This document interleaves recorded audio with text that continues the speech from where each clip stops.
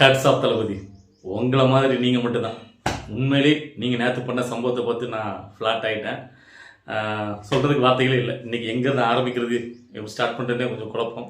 ஏன்னா அது எனக்கு தெரிஞ்சு இங்கே உள்ள அரசியல் தலைவர்களே யாருமே பண்ணாத ஒரு விஷயத்தை அவர் நேற்று பண்ணியிருக்காரு. ஏன்னா எல்லாருமே வந்து பார்த்திங்கன்னா, நான் சாதி மதம் கடந்து எல்லாருக்குமான தலைவர், நான் யாருக்கும் பாரபட்சம்லாம் பார்க்க மாட்டேன் அப்படின்ட்டு வாயில் தான் பார்த்திங்கன்னா இந்த வாய்ச்சாவடால் பேசி நம்ம பார்த்துருக்கோம். ஆனால் இங்கே ஒருத்தர் இந்த வாய்ச்சாவடாலாம் பேசாமல் செயலில் காட்டாக பாருங்க அந்த மனுஷன் நேற்று. உண்மையிலேயே நான் வந்து அதை நினச்சி, அதாவது விஜயவலுக்கு இவ்வளோ நாளாக நம்ம சப்போர்ட் பண்ணது, அவருடைய அரசியலில் அவர் ஜெயிக்க நினச்சதுக்கு உண்மையிலே நான் வந்து பெருமைப்படுறேன். அது மனசுலேருந்து சொல்கிறேன். ஏன்னா ஏன் இவ்வளோக்குள்ளே நான் வந்து பார்த்தீங்கன்னா ஒரு எமோஷனலாக பேசுகிறேன்னு கேட்டிங்கன்னா, எனக்கு விஜயவர்கள் மேலே வந்து பார்த்தீங்கன்னா ஒரு சின்ன வருத்தம் ஒரு விஷயத்தில் இருந்தது. நான் ஆரம்பத்துலேருந்து அது வந்து பார்த்தீங்கன்னா வெளிக்காட்டே இருந்தேன். அதாவது கிறிஸ்துவ விழா வந்து பார்த்தீங்கன்னா பெருவிழா அப்படின்ட்டு அவருடைய கட்சி சார்பாக கொண்டாடினார். அதே மாதிரி பார்த்தீங்கன்னா இஸ்லாமுடைய நோன்பு திறக்கும் விழாவுக்கு அவர் கட்சி சார்பாக போய் கலந்துக்கிட்டார் அரசியல் கட்சி ஆரம்பிச்சதுக்கப்புறம்.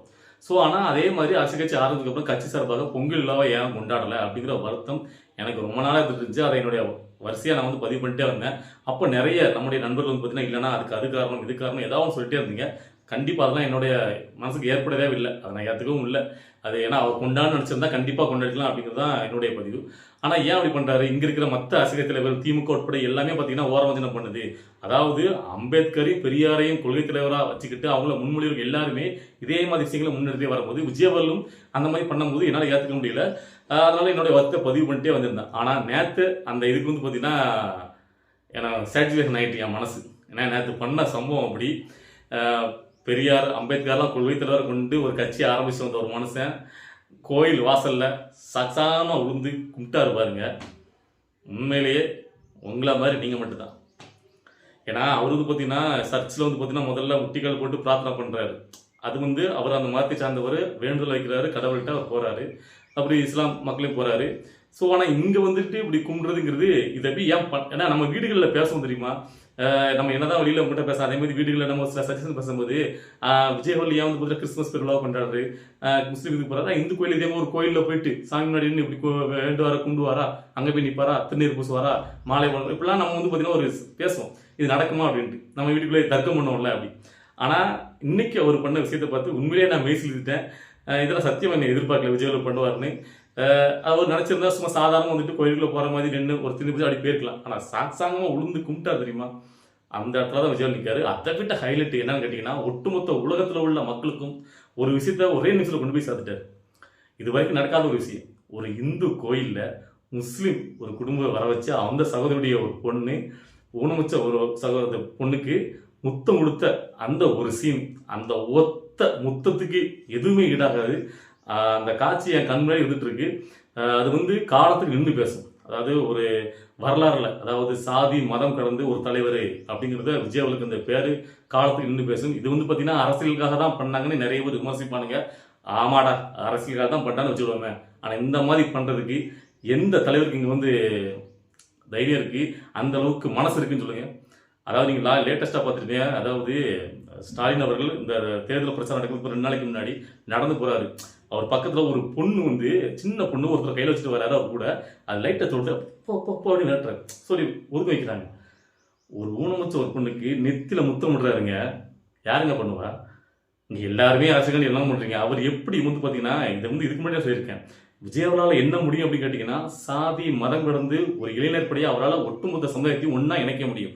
அது ஒரு கலைஞரால் தான் மட்டும் முடியும், வேற யாராலும் முடியாது. மற்ற யாருக்கு முன்னாடி நீங்கள் ஒரு சாதி அடையாளமோ மாற்றி முன்னாடி போவீங்க. விஜயவலுக்கும் மாற்றி முன்னாடி வந்தாங்க. ஸோ அதை இன்னைக்கு சுக்குனரை உடைச்சிட்டார், வேற மாதிரி பண்ணிட்டார் மனுஷன். எனக்கு ஏன்னா இப்போ நீங்கள் திரும்பவும் கூட லேட்டஸ்ட்டாக வந்து பார்த்தீங்கன்னா இந்து சமய கோயிலில் ரொம்ப விமர்சித்து பேசினவர் கடைசியாக தேர்தலுக்கு முன்னாடி இந்த வேலை கையில் பிடிப்பார், இந்து கோயிலில் போகிறார். ஆனால் திருநீர் வச்சுட்டு உடனே அதை அழிச்சிருவார். விஜயவர் அப்படி கிடையாது. சாங்சாங்க உங்களுக்கு கும்பிட்டதும் இல்லாமல் திருநீரை வந்து அழிக்கவும் கிடையாது, அப்படியே தான் போனார். சரி, ஓகே. இப்போ வந்து பார்த்தீங்கன்னா நேற்று அவர் பண்ண சம்பவத்தை நிறைய பேர் கிண்டல் அடிச்சு, அதுவும் உடனே நாம் தமிழர் கட்சி ஏடிஎம்கே எல்லாரும் பார்த்தீங்கன்னா ஒட்டு மொத்தமாக கத்துறானுங்க. ஏன்னா இவர் வந்து பார்த்தீங்கன்னா ஒட்டு மொத்தமாக எல்லா சமுதாய மக்கள் மனசுலையும் இடம் பிடிச்சிட்டாரா, ஆக்கிரமிச்சிட்டாரா நேற்று. அதை தாங்கிக்க முடியாமல் என்ன பண்ணுறாங்கன்னா, அவர் வந்து நடிக்கிறாரு. சினிமாவில் இப்படி தான் நடிச்சாரு. பார்த்தீங்கன்னா முட்டிக்கல் போட்டு போகிறாரு. அதாவது பெரியார கொள்கை தலைவரை வச்சுட்டு இருக்காரு, இப்படி முட்டி போட்டு போய் என்ன ஒரு மூடநம்பிக்கை பின்பற்றாரு அப்படி இப்படின்ட்டு. ஏன்டா அவர் தான் முதல் மாநாட்டிலே தெளிவாக அடிச்சாருடா, பெரியார கொள்கை தலைவரை ஏற்றுக்கிறோம், ஆனால் அவர்கிட்ட வந்து கடவுள் மறுப்பு கொள்கை நாங்கள் எந்த காலத்தில் ஏற்க மாட்டோம்னு அவர் சொல்லிட்டாரு. அப்படியே கத்திட்டு இருக்க சாட்டு சொல்கிறான். அதாவது பார்த்தீங்கன்னா நீங்கள் வந்து முட்டிக்கால் போட்டு இந்த கிறிஸ்துவ ஓட்டில் வாங்க பார்க்குறாரு. ஏய் அவர் வந்து இந்த ஓட்டுகளை வாங்கறக்காண்டி யார் ஒரு மனுஷங்காலில் போய் விழல, எந்த மனுஷங்காலையும் விழல, தெய்வத்தின் காலிட்ட தான் விழுறாரு. தெய்வத்து காலம் தான் விடுறாரு. அதில் என்ன உனக்கு தப்பு நிற்கிற? உங்களை மாதிரி அதாவது காரியம் நடக்கணும்னு எவன் காலையும் பிடிக்கிறது கிடையாது. நல்லா நீங்கள் பார்த்துக்கணும். அவரு தெய்வத்தை தான் தெய்வத்தில் வேண்டதாலும் தப்பு இருக்கு. நான் ஜெயிக்கணும் வேண்டுகிறாரு. தெய்வத்துல தான் நிற்கிற. கடைசியாக நம்ம எங்கே முறையிடுவோம்? நம்மளால எதுவும் முடியலங்கும் போது தெய்வத்தை முறையிடுவோம். ஸோ முறையிட்டு இருக்காரு. அதை வந்து தப்பு கிடையாது. இதை வந்து நக்கலடிக்கின்ற பண்ணா நீ எந்த அளவுக்கு நீ வந்து பார்த்தீங்கன்னா அவர் மேலே அதாவது ஏதாவது ஒன்று பண்ண நினைக்கிங்க. ஆனால் ஒட்டு மொத்தமாக ஒரே சைடில் போகிற போக லெஃப்ட்டுக்காக டீல் பண்ணிட்டு போயிடார் மனுஷன். நேற்று என்னெல்லாமோ பண்ணி எதிர்கட்சிகள் அதாவது அவங்க வந்து பக்கம் ஏதாவது பெரிய பிளான் திட்டங்கள் தீட்டுறாங்க. அதை ஒரு போகிற போக்கில் ஒரே நிமிஷத்தில் முடிச்சுட்டு போயிடாரு. அதான் விஜயோட ஸ்டைலு. ஸோ நேற்று பண்ண சம்பவங்கிறது உண்மையிலேயே வேற மாதிரி நான் ரொம்ப ரசித்தேன்.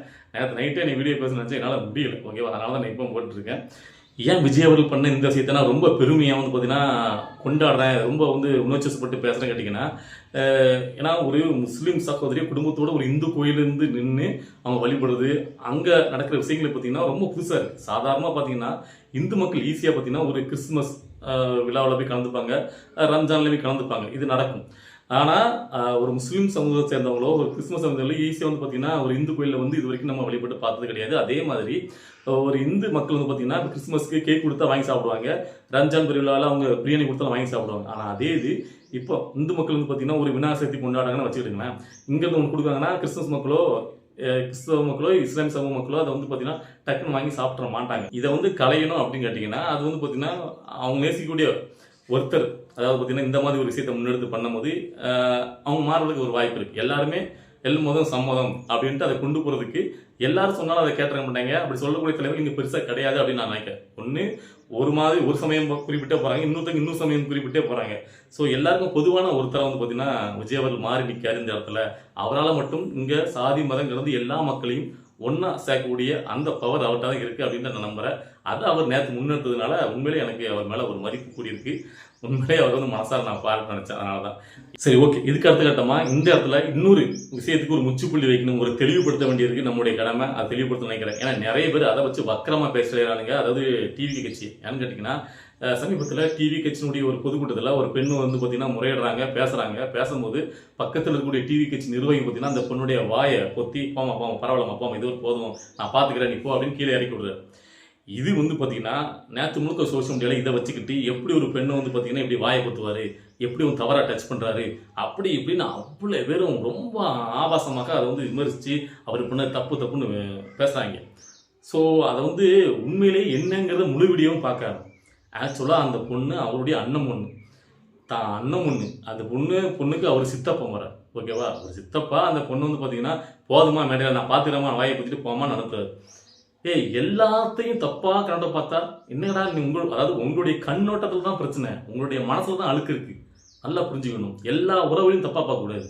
எதாவது இருந்தாலும் பார்த்தீங்கன்னா எப்படி பண்ணுற இப்போ உண்மையிலே நான் கூட இந்த ஒரு சீன் பார்த்தேன். ஏன் நாம் தமிழ் கட்சிக்காரன் சொல்கிறேன், ஏன்னா அவனு தான் அதிகமாக இதை பரப்புனானே. கரெக்டாக சொல்ல போனால் இடுமோன கார்த்திக் சீமான் அந்த பொண்ணை ஒருத்தர் அவரு இந்த தேர்தல் பிரச்சாரம் வேனில் இருந்துட்டு கிலோவில் பெண்ணை ஒரு வயது கொஞ்சம் பெரிய பொண்ணு தான் அந்த பெண்ணை வந்து பார்த்தீங்கன்னா தூக்கி அவர் வேண்டாம் மேலே ஏற்றி முத்தம் கொடுக்குற மாதிரி அந்த சீனை அந்த முத்தம் கொடுத்தாரு இல்லைங்கிறது நம்மளுக்கு தெளிவுபடுத்தல. நான் அப்படி தான் இருக்குது அந்த காட்சியை பார்க்கும்போது. ஆனால் நான் வந்து அந்த காட்சியை வந்து தப்பாக பார்க்கல. அது வந்து பார்த்தீங்கன்னா அவரை வந்து அந்த பொண்ணுகிட்ட அவர் அப்படி நடக்கிறோட மனசுலும் கிடையாது. அது வந்து தப்பாக பார்க்கல. ஏன்னா நம்மளோட கண்ணோட்டம் அப்படி கிடையாது. அவர் வந்து பார்த்தீங்கன்னா அது ஒரு பாசத்தில் அந்த பெண்ணை வந்து பார்த்தீங்கன்னா அது கொடுத்தாரு அப்படி தான் நம்ம நினைக்கிறோம். சரியா?